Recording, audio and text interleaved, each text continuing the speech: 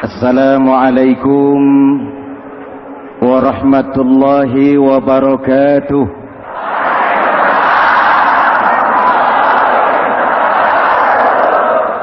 Alhamdulillah wassalatu wassalamu ala Rasulillah Sayyidina Muhammad ibn Abdullah wa ala alihi wa sahbihi wa mawala, amma ba'du.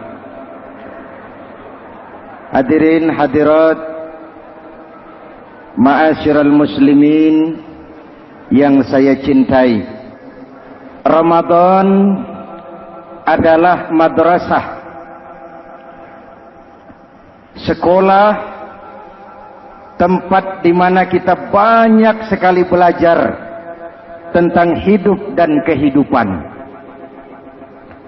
supaya kita lebih siap menghadapi hidup, supaya kita punya wawasan, supaya kita mampu melihat persoalan jauh ke depan, supaya kita tidak terjebak pada keuntungan sesaat tapi merugikan jangka panjang. Malam ini saya ingin mengajak kita semua melihat kurikulum Ramadan. Pelajaran apa yang diberikannya kepada kita? Pertama, Ramadan mengajarkan kita menjadi orang-orang yang sabar, ulet, dan tahan uji. Ini zaman di mana persaingan tajam. Betul? Jangankan jadi pejabat tinggi, jangankan jadi pengusaha sekarang ini, jadi kiai saja kalau tidak sanggup bersaing,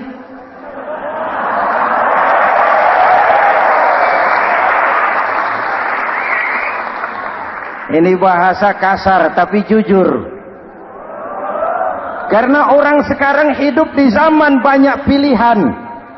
Akibat persaingan yang semakin tajam, orang sering kehilangan kesabaran. Kepengen cepat kaya, lalu tidak sabar.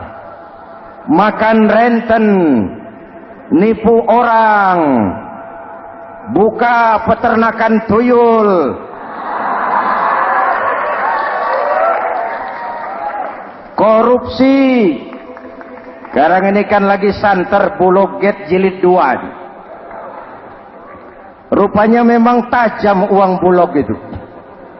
Bulog sudah memakan salah seorang mantan ketuanya. Berdoa amang. Bulog sudah memakan seorang presiden. Sekarang Bulog sedang mengarah kepada ketua DPR. Kita lihat hasilnya.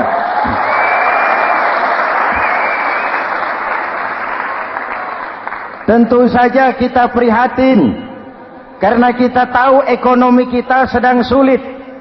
Hutang melilit leher, tetapi pada sisi lain kita melihat enak saja uang mengalir puluhan miliar untuk sesuatu yang tidak terkait dengan kepentingan rakyat.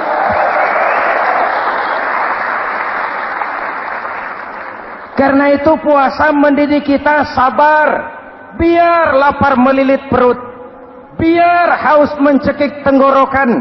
Kalau maghrib belum datang, jangan sentuh makanan, jangan ambil minuman. Sabar. Betul? Ada waktunya. Lalu lintas itu macet karena kendaraan besar tidak mau ngalah, kendaraan kecil tidak tahu diri. Betul? Antrian di pasar kacau karena yang sudah dapat nggak mau minggir, yang di belakang dorong-dorong. Betul? Dimanapun antrian kacau, Bung. Kalau yang sudah dapat mau dapat lagi, yang nunggu kelamaan, akhirnya dorong-dorongan, kacaulah kehidupan sosial. Puasa melatih kita sabar. Karena sebagai bangsa kita punya latar belakang sejarah. Kita ini bangsa yang ditempa oleh segala macam kesulitan. Kita 350 tahun dijajah Belanda, sulit. Setelah merdeka, kita dirongrong oleh berbagai macam pemberontakan, susah. Lalu PKI berontak, susah lagi. Lalu berdiri Orde Baru, lama-lama susah lagi. Orde Baru selesai, muncul reformasi, masih susah juga. Kita bangsa yang ditempa oleh kesulitan, bangsa yang tahan bantingan, bukan bangsa yang cengeng. Karena itu mari kita menjadi diri kita. Kita akan gagal kalau kita mau jadi orang lain. Kita akan gagal kalau kita hidup di bawah bayang-bayang orang lain. Jadilah kita diri kita sendiri. Sabar, ulet, dan tahan uji. Inilah kurikulum pertama dari pelaksanaan ibadah puasa. Sehingga dengan dibekali sifat sabar, kita bisa mengendalikan diri. Manusia hebatnya ya. Ayo kita banding-bandingkan. Malaikat, binatang, manusia. Malaikat tidak diberi nafsu, hanya diberi akal. Kalau malaikat tidak pernah salah, wajar. Jibril nggak pernah korupsi ayat. Ini ada ayat bagus, saya pakai sendiri saja ini. Tidak. Malaikat maut tidak pernah salah adres mencabut nyawa orang yang belum waktunya mati. Tidak pernah. Dan itu wajar. Malaikat makhluk tanpa alternatif. Secara instinktif dia diciptakan untuk taat. Sebaliknya binatang diberi otak tapi tidak diberi akal. Binatang hanya diberi nafsu. Kalau binatang tiap hari salah, wajar. Ayam, kalau sudah datang syahwatnya, tidak usah menoleh, ini banyak orang apa tidak. Betul. Kuda keliling kota, tidak pakai celana, tenang saja. Betul. Dan wajar, namanya juga binatang. Sedangkan manusia diberikan akal dan diberikan nafsu. Tiap hari terjadi perjuangan. Kadang akal menang, kadang nafsu yang menang. Ketika akal menang, kita lebih tinggi dari malaikat. Ketika nafsu yang menang, kita lebih rendah daripada binatang. Hadirin yang saya cintai, itu pelajaran pertama. Sabar, ulet, tahan uji. Lalu pelajaran yang kedua, melahirkan sikap istiqamah. Punya stabilitas temperatur batin, istilah sekarang. Soal istiqamah ini saya tidak akan menjelaskan pengertiannya. Saya mau cerita saja. Mau dengar nggak? Ini tentang istiqamah. Dalam satu pertempuran, Jenderal Salahuddin Al-Ayyubi bersama tentaranya, tentara Islam, pernah mengalami kekalahan. Karena kalah, banyak yang ditahan jadi tawanan orang-orang kafir, beberapa perwira dan banyak ofsir. Tercatatlah ada 3 orang ofsir jadi tawanan raja kafir ini. Satu hari raja kafir musyawarah dengan perdana menterinya. Perdana menteri, saya tuan raja, ini tawanan Islam ini enaknya diapain? Kalau enaknya sih dibunuh saja tuan raja, selesai urusan. Soal bunuh sih gampang, Perdana Menteri. Maksud tuan raja, bujuk saja agar dia meninggalkan Islamnya, ikut ke agama kita. Nanti kita kasih hadiah. Begitu. Iya, baiklah. Besok saya sidang 3-3-nya. Besoknya ini 3 ofsir disidang di tempat terbuka langsung oleh Perdana Menteri. Mula-mula dipanggil ofsir pertama. Ofsir pertama, ya Perdana Menteri, sini. Baik. Kamu tahu kamu siapa? Tahu. Siapa kamu? Tawanan. Iya, kalau tawanan bisa diatur kan? Diatur bagaimana? Kamu mau nggak ikut saya bersama Tuan Raja meninggalkan Islam agamamu, mengkhianati saudara-saudaramu sebangsa, setanah air, sekeyakinan? Ikut dengan saya, tinggalkan Islam. Nanti kamu akan saya angkat jadi pejabat tinggi, gaji cukup, rumah cukup, kendaraan cukup, istri cukup. Tapi kalau kamu menolak, kamu akan saya bunuh. Tuan Perdana Menteri, ya. Apa Anda menyangka selama ini saya berjuang karena kepengen kedudukan yang tinggi? Nih. Tuan menyangka saya berjuang ini karena kepengen harta yang banyak, jaminan hari depan yang memadai? Tidak, Tuan Perdana Menteri. Saya tinggalkan keluarga, kampung halaman, sanak famili, handai taulan. Saya jihad karena mengharap ridho Allah Subhanahu wa ta'ala. Tapi sekarang kamu tawanan kan? Itu resiko perjuangan. Kamu tidak mau meninggalkan Islam? Tidak. Kamu akan saya bunuh. Silakan. Kamu tidak takut mati? Tidak. Kamu berani? Dari kemarin. Apa dikira baru sekarang saya berani? Tuan Perdana Menteri, saya berharap memang saat-saat seperti ini bisa saya temukan. Ibadah saya sedikit, sholat saya kurang, puasa saya kurang. Barangkali dengan jihad saya bersimbah darah, mati di tangan Tuhan, Allah akan mengampuni dosa-dosa saya dan saya dapat tiket untuk mencapai keridhaannya.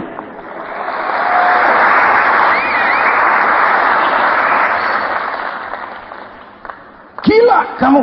Biarin. Kalau ini Tuan anggap gila, saya bisa berbuat lebih gila dari ini. Saya bunuh kamu. Bunuh. Algojo. Dipancung. Dia. Ini terlepas kepalanya dari badannya. Menggeluntung kepalanya ke bawah. Jatuh bergelindingan. Itu kepala lepas dari badan, ngaji. Baca ayat Quran. Sampai Perdana Menteri bingung. Minggir. Ini ada kepala ngaji.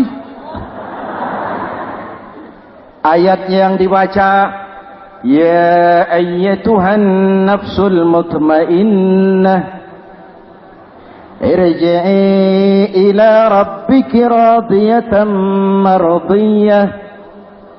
Wahai jiwa yang tenang, kembalilah kepada Allah dengan diridhoi. Masuklah ke dalam golongan hamba-hambaku dan masuklah ke dalam surgaku. Matanya terpejam rapat, bibirnya tersenyum. Dia gugur sebagai syahid karena membela keyakinan. Dia istiqamah, tidak goyah oleh tawaran jabatan dan kedudukan yang tinggi.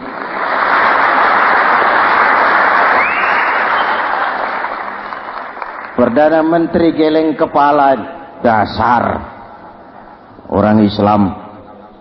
Panggil officer kedua. Officer kedua. Ya, Perdana Menteri. Kamu sudah lihat temanmu yang barusan? Sudah. Mati kan? Mati. Kamu bagaimana? Mau tetap berjuang untuk Islam atau ikut kami? Jabatan tinggi, kedudukan tinggi, rumah tinggi. Bagaimana? Atau mau mati seperti teman kamu barusan? Sudah kamu pikir? Sudah, Perdana Menteri. Sudah apa? Sudah, jangan banyak omong. Maksud kamu apa? Saya sudah tidak sabar mau nyusul teman saya yang barusan itu. Saya tidak bayangkan bagaimana dia disambut oleh malaikat di surga, disambut oleh para bidadari di surga, menggapai ridho Allah. Oh, Perdana Menteri, sudah jangan banyak omong. Kalau mau potong saya. Perdana Menteri bilang ini lebih gila dari yang pertama itu. Yang pertama masih mau diajak ngomong, ini malah langsung minta disembelih. Ayo, Algojo, potong lagi. Dia terpisah lagi kepalanya dengan badan, jatuh ke bawah, menggeluntung, ngaji lagi.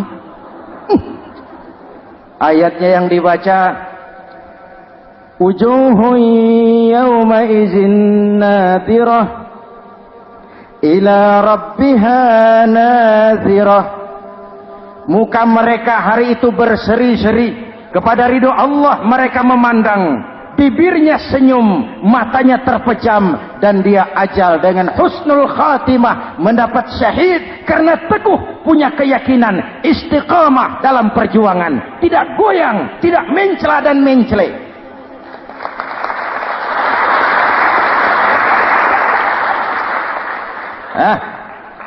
Opsi ketiga, sini. Siap, Perdana Menteri. Kamu sudah lihat nasib 2 orang teman kamu? Sudah. Mati kan? Mati. Kamu mau seperti dia? Oh, tidak, Perdana Menteri. Saya tidak mau mati. Daripada matikan lebih baik hidup. Kamu mau ikut saya? Mau, Perdana Menteri. Mau. Gaji besar, rumah besar, kendaraan besar, istri.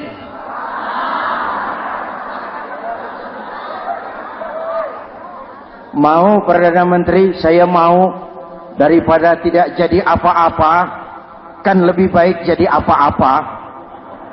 Daripada tidak punya apa-apa, kan lebih baik punya apa-apa. Oh, jadi kamu selama ini berjuang karena mau cari apa-apa? Iya. Bagus. Nanti saya musyawarah sama raja. Kamu diangkat jadi bupati di mana? Tunggu ya. Perdana Menteri laporan, Tuan Raja. Ya. Ini opsi ketiga kelihatannya baik ini. Dia mau mengkhianati teman-temannya, sebangsa, setanah air, sekeyakinan. Mengkhianati bangsanya, meninggalkan agamanya. Dia mau ikut kita. Kita angkat jadi pejabat di mana dia? Raja senyum. Oh, soal angkat mengangkat sih gampang, Perdana Menteri. Cuma saya pikir-pikir opsi ketiga ini kok tegel-tegelin. Kok sampai hati ya? Temannya sendiri, seiman, sekeyakinan, sebangsa, setanah air dikhianati karena mengejar jabatan, harta, kedudukan.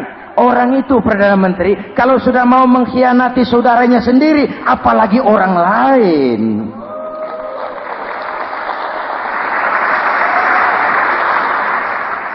Ini opsi ketiga, ini opsi bejat. Anda bayangkan temannya sendiri dikhianati. Nanti kalau ada kesempatan, kita ditikam dari belakang. Jadi bagaimana Tuan Raja? Malah kalau saya lihat yang 2 yang sudah mati itu orang hebat, Perdana Menteri. Punya pendirian, istiqamah. Malah kalau bisa yang 2 itu dihidupin lagi. Loh, dihidupin bagaimana Tuan Raja, sudah kadang mati. Jadi bagaimana ya opsi ketiga ini? Bunuh. Buat apa piara benalu jadi duri di kaki nanti? Bunuh. Baik, Perdana Menteri kembali. Opsi ketiga, siap Perdana Menteri. Saya jadi bupati di mana? Bupati. Modal sampean. Loh, saya mau dibunuh. Bunuh. Katanya kalau ikut agama Tuhan, meninggalkan agama kami, saya akan jadi pejabat tinggi. Kamu opsi bejat, kamu tidak punya pendirian. Saudaramu sendiri seagama kamu khianati, apalagi orang lain. Potongan kayak kamu jadi pejabat, rusak negara ini.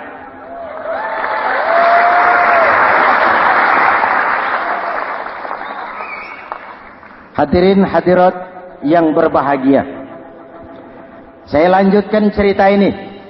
Nanti kesimpulan diambil sendiri-sendiri. Jadi saya mau dibunuh, Tuan Perdana Menteri. Ya, kamu mau dibunuh. Tidak jadi pejabat? Tidak. Kamu bejat. Bejat kok mau jadi pejabat? Nanti juga kalau kamu jadi pejabat, paling kerjamu memperkaya dirimu sendiri. Paling banter keluargamu dan golonganmu. Rakyat tetap saja tidak terurus.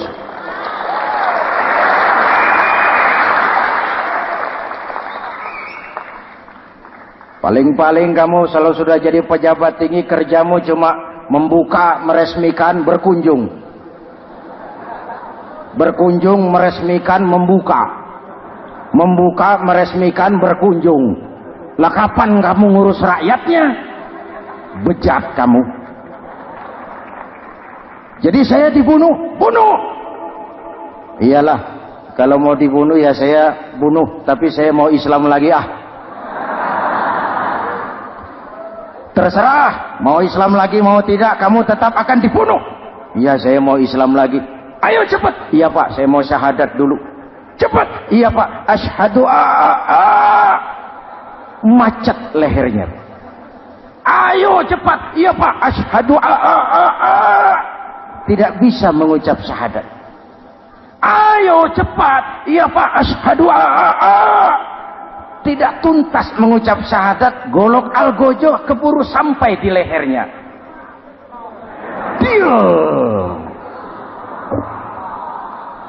Darah mancur, pisah kepala dengan badan, menggeluntung ke bawah. Ngaji lagi. Wong dia bekas santri, masih bisa ngaji. Cuma ayat yang dibaca lain sama dua temannya tadi. Ayat yang dibaca, afaman haqqa alaihi kalimatul azab, afaman haqqa alaihi kalimatul azab, afa anta tunkizu man finnar. Ini ayat yang dibaca. Orang yang memang sudah dapat vonis akan mendapat azab, bisakah kamu menyelamatkan dia dari neraka? Bertahun-tahun berjuang di bawah bendera Islam untuk kejayaan Islam. Di akhir hayatnya dia tergoda oleh kedudukan dan harta, oleh jabatan dan pangkat. Ia bergeser, imannya rapuh, hilang istiqomahnya, ditinggalkan agamanya, dan dalam keadaan begitu dia mati, dia su'ul khatimah. Na'udzu. Hadirin, apa guna saya ungkapkan ini? Mari kita belajar, perlu stabilitas temperatur batin. Saya sering katakan, berapa banyak orang waktu di bawah teriak-teriak, berantas korupsi, ganyang korupsi, sikat korupsi, cuma karena belum dapat kesempatan. Begitu dapat kesempatan, korupsinya lebih gila dari yang dia teriaki. Betul? Waktu di bawah rajin baca ayat kursi, dapat kursi, lupa sama ayat. Betul? Betul? Ini yang memerlukan sikap istiqamah, konsisten. Hanya dengan semangat seperti ini, maka kita tidak akan goyah oleh tantangan yang bagaimanapun beratnya. Hadirin yang saya muliakan, Allah berjanji, orang-orang yang beriman kemudian beristiqamah, tatanazzalu alaihimul malaikatu alla takhafu wa la tahzanu, akan turun kepada mereka malaikat seraya berkata, kamu tidak usah takut, kamu tidak usah sedih, Allah akan memberikan pertolongan kepada orang-orang yang istiqamah. Ayo kita tetap istiqamah melaksanakan ibadah hanya kepada Allah Subhanahu wa ta'ala. Nah, yang ketiga, ikhlas. Allahumma lakasumtu, untuk engkau saya berpuasa. Orang mau puji atau tidak bukan soal, orang mau lihat atau tidak bukan soal. Kalau sudah berbuat, yang penting karena Allah saja. Keikhlasan itu, kalau amal kita adalah jasad, ikhlas adalah ruh. Saudara, hari Jumat jam 9 pagi sudah berangkat ke masjid. Apa tidak bagus? Bagus. Sarungnya baru. Samarinda kelas BHS. Sajadah tebal. Tasbih panjang. Jam 9 sudah berangkat. Iya. Padahal sholat jam 12. Betul. Apa pahalanya besar? Nanti dulu. Itu berangkat jam 9 itu maunya apa? Pameran sarung? Atau di dekat masjid ada janda? Atau apa? Disinilah peran keikhlasan. Keikhlasan itu bukan kata. Malah kalau kita, oh saya ikhlas loh, biasanya tidak ikhlas kalau sudah ngomong begitu. Ikhlas itu amalan batin. Puasa ini menyelamatkan kita dari penyakit riya. Saya ingatkan Al-Ghazali bilang penyakit dua macam, penyakit zahir dan batin. Bedanya apa? Pertama, penyakit zahir yang punya lebih tahu dari orang lain. Tapi penyakit batin orang lain lebih tahu dari yang punya. Kalau kita punya kanker darah tinggi, kita tahu, orang lain tidak. Tapi kalau kita sombong, hasud, dengki, orang lain kadang-kadang lebih tahu dari kita yang punya. Betul? Yang kedua yang dahsyat, sehebat-hebatnya penyakit zahir cuma merusak dunia. Penyakit batin merusak dunia, menghancurkan akhirat. Ginjal mati, darah tinggi mati, tumor mati, kanker mati, leukemia mati, tapi tidak berakibat akhirat. Tidak ada penduduk neraka ditanya, kenapa kamu masuk neraka? Tumor, Pak. Tidak ada. Tidak ada. Sehebat-hebatnya penyakit zahir cuma merusak dunia, tapi penyakit batin merusak dunia, menghancurkan akhirat. Sombong, penyakit batin, di dunia dijauhi orang, di akhirat neraka tempatnya. Kikir, penyakit batin, di dunia dijauhi orang, di akhirat neraka tempatnya. Betul? Maka Al-Ghazali heran, kalau diserang penyakit zahir kita panik, cepat-cepat cari dokter. Tapi kalau diserang penyakit batin kita tenang-tenang saja. Padahal penyakit batin merusak dunia dan lebih hebat lagi menghancurkan akhirat. Maka puasa melahirkan keikhlasan, agar di dalam melaksanakan ibadah cuma kita dan Allah saja. Inilah jiwa dan semangat yang sekarang ini pun sudah mulai menjadi langka. Semuanya karena akhirnya yang subur mental penjilat. Sumuhun dawuh, pasukan kulonuun, barisan asal bapak seneng, pasukan kumaha juragan wae, organisasi oke bos. Kita miskin dengan orang-orang yang punya prinsip, yang berani berkata ya terhadap yang benar, sanggup berkata tidak terhadap yang tidak benar, apa dan bagaimanapun resikonya. Kita terlalu kaya dengan barisan asal bapak seneng, pasukan oke bos, organisasi kumaha juragan wae, dan kita miskin dengan orang-orang yang punya kepribadian, yang tegar dan istiqomah apapun resiko yang dihadapinya. Jadi dengan keluar dari sekolah Ramadan, semangat keikhlasan makin tumbuh dalam hidup dan kehidupan kita. Ibu bapak hadirin hadirat yang berbahagia, itulah makanya puasa disebut ibadah sirriyah, ibadah abstrak, cuma kita dan Allah saja yang tahu. Ini lebih mendorong semangat keikhlasan. Kata Imam Al-Ghazali, "An-nas kulluhum mauta illa al-alimun, wal-alimuna niyamun illa al-amilun, wal-amiluna mughtarruna illa al-mukhlisun." Manusia itu mati kecuali orang yang berilmu. Orang yang berilmu walaupun hidup tidur kecuali yang mengamalkan ilmunya. Dan orang yang mengamalkan ilmunya banyak yang tertipu kecuali yang ikhlas di dalam mengamalkan ilmunya. Manusia mati kecuali yang berilmu. Yang berilmu walaupun hidup tidur kecuali yang mengamalkan ilmunya. Yang mengamalkan ilmunya banyak yang tertipu, menyangka amalnya sudah banyak, sholatnya sudah hebat, zakatnya sudah luar biasa, jihadnya sudah mantap.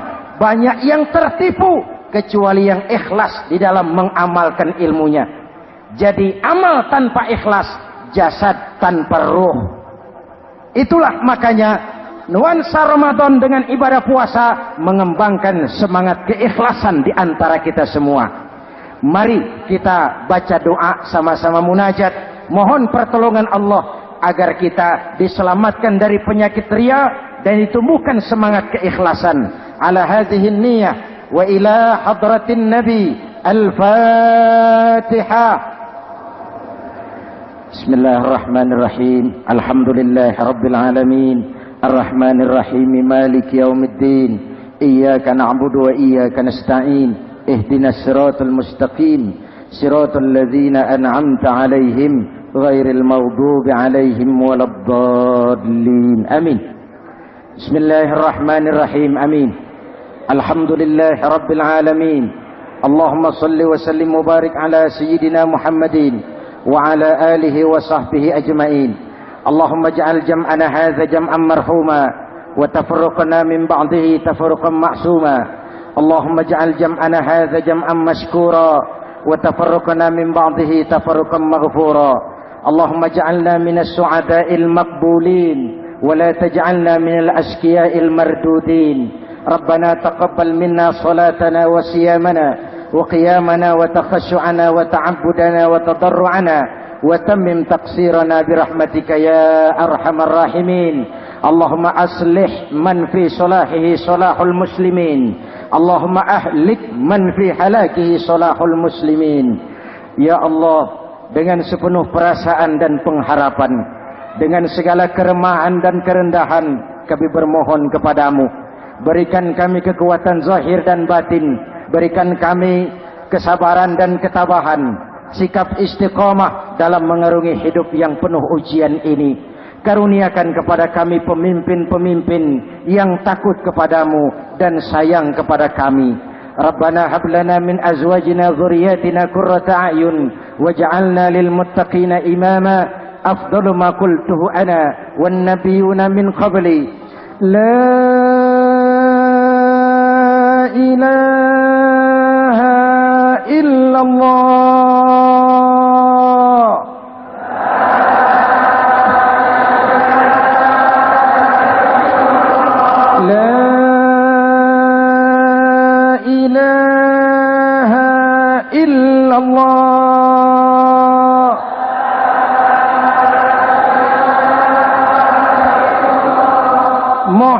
Muhammadur Rasulullah.